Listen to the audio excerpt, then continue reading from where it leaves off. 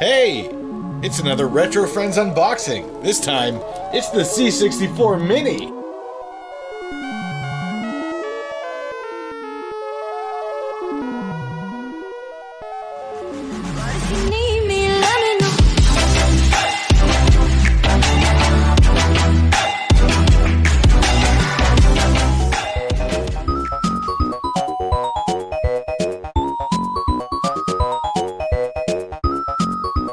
Hi, it's me, Herb, again with another unboxing.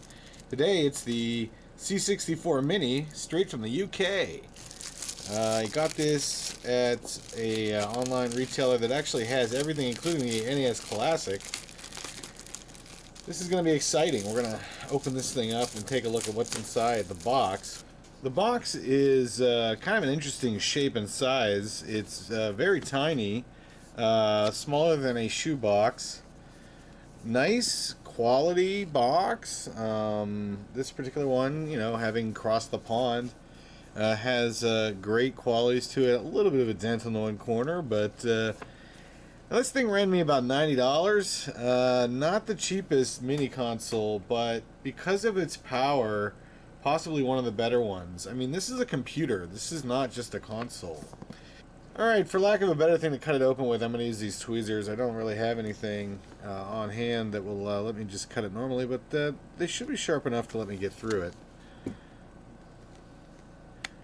Yep, no problem there. I think I only need to do one side. I'm going to keep the box in this one. I don't like keeping boxes because they're just clutter. But when something's as nifty as this, I'm definitely going to keep it. Who knows how long that'll last, to be honest. Sometimes I just go through my room and other rooms and locate boxes and remove them. So already I'm not liking how it opens. It's gonna bend. There's like very little I can do about that. There we go.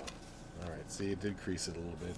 Oh well. On the back we've got pictures of all of the games that are built in, so you don't have to spend money on expensive retro carts unless you want to. I think it takes a USB stick that allows you to treat it as an input, but I'm not entirely sure about that. I do know that there is a expansion board for a C64 to turn the C64 into a keyboard. The keyboard you see on here is not functional.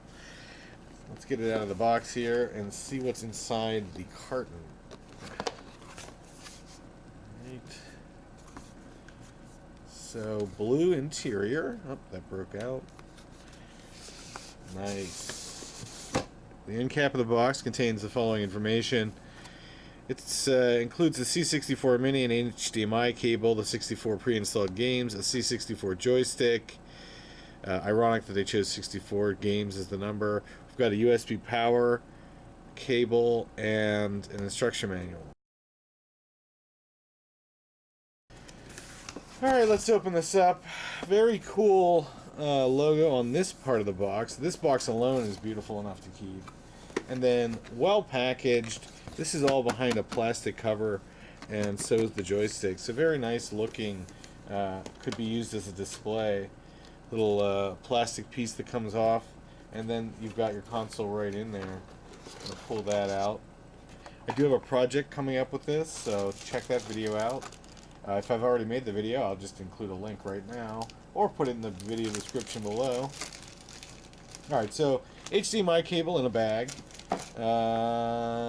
USB power cable, which actually matches my camera's battery charger cable. Very nice. I believe they call that a USB-C, but it might be a USB-A or just a mini USB. And then we've got a joystick that plugs into a USB port. So it looks like the Kami style joystick, and also there used to be a version of the C64 that came in a joystick like this, but it doesn't seem to, or this one doesn't have a computer in it, but it does seem to have this, and I wonder if it would work on a PC. Perhaps it does. You know, this is just one joystick style. It does have the 4 buttons down here, which in this case are buttons. Looks like one might be a power. On the C64 retro model that I have around somewhere, TV games version, you could plug it into the TV and it would do that. But this console is so cute. I mean, this is not very big at all. It's like a miniature, like, cuteness. Now, of course, the keyboard doesn't work, but very, very stylish, very, very cute. It even has the F1 key slightly above the other keys, which is exactly how it is even on the VIC-20. On the back, you've got a USB power in, and then HDMI out. On the side, you've got 2 USB ports, and I guess what is an on-off switch or a reset button. I feel like I need to power it up, but this is so small it actually might fit directly inside my C64. So I have a C64 that I bought off of eBay. It's actually right over here. Let me go grab it. Alright, so this is the original Commodore 64. I got this on eBay for less than 50 bucks because it was untested. It's a little bit dirty. I'm going to clean it up. And it does have this button here, which I believe is standard, reset button, but maybe not. That could be some sort of a mod. I'm not really sure there. And then you've got the on-off switch and your DIN connector. 2 DIN connectors on the back. One has a DIN 5, the other one's like a DIN 7 or DIN 8, and then a little switch there. I am not a C64 person, so I'm not really sure what the switch does, but I know that you plug drives and other peripherals into the back, and cartridges as well. I think, I'm fairly certain that's a cartridge slot there.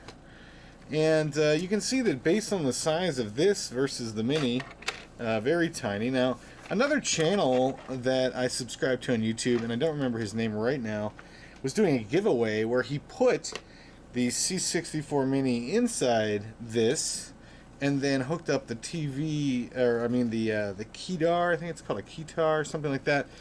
But there's a board that you can buy from a retro site, and you can use the board to convert this to a USB keyboard, which works with this. So that's kind of cool, and I like the idea of either being able to put this inside the Commie, or having the Commodore 64 be, you know, just available to me as a keyboard that I could plug in.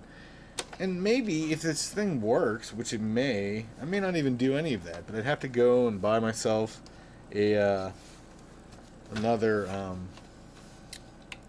power supply, because I don't have a power supply. I don't have any of the adapters, any of the cables. It's just the C64 raw, and since all of the power is in this, might as well use this.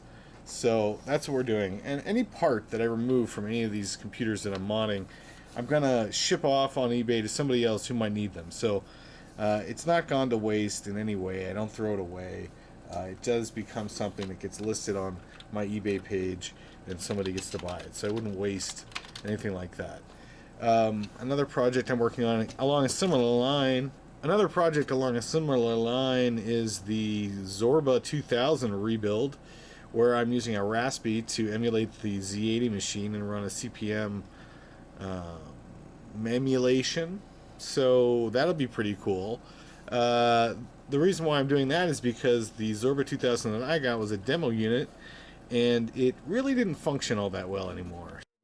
Built in the original Zorba case with the original Zorba 9-inch orange display, but this C64 Mini is just so cool. I can't wait to hook it up later and try it out for the first time, and I'm sure you'll come along for that ride. Don't forget to subscribe.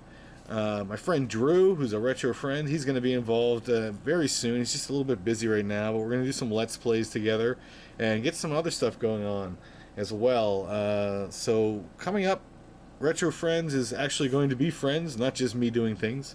But thanks for watching the C64 Mini unboxing, and Retro Friend Herb signing off.